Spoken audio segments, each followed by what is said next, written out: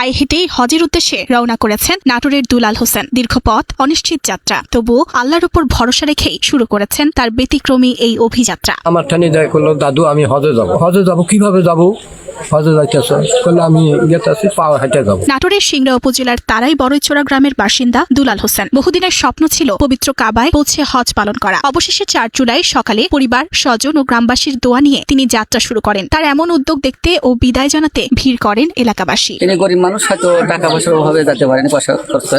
তিনি এরকম ভাবে পায়ে হেঁটে রওনা দেওয়ার একটু সাহস করেছে, আল্লাহর কাছে আত্মবিশ্বাস করেছে। নিজেকে ভূমিহীন দাবি করা দুলাল হোসেন বলছেন, এই যাত্রা তার অটুট নিয়তের অংশ। তবে শুধু পাসপোর্ট থাকলেও এখনো তার ভিসা হয়নি। বিভিন্ন দেশের সীমান্ত পেরিয়ে সৌদি আরবে পৌঁছাতে সরকারের সহযোগিতাও চেয়েছেন তিনি। আমি একটা ভূমিহীন, এখন আল্লাহর রাস্তায় আমি নিয়াত করেছি। এই নিয়াত করে আমি হজ যাত্রা বাড়াচ্ছি। কোনো বর্ডারে কোনো জায়গায় যাতে আমার যাতে অসুবিধা না হয়, আমি এই একটা আবেদন সরকারের কাছে জানালাম। যাত্রা শুরুতেই দেশবাসীর কাছে দোয়া চেয়েছেন দুলাল হোসেন। একই সঙ্গে হজের ভিসা ও নিরাপদে গন্তব্যে পৌঁছাতে সরকারের সহযোগিতার আবেদনও জানিয়েছেন তিনি। ভাই বোন, আত্মীয় স্বজন যে যেখানেই আছেন, আমার জন্য একটু দোয়া করবেন। আর আমার ভিসার জন্য সরকারের কাছে আমার একটু আবেদন, আপনারা সবাই দোয়া করবেন, সহযোগিতা করবেন আমাকে।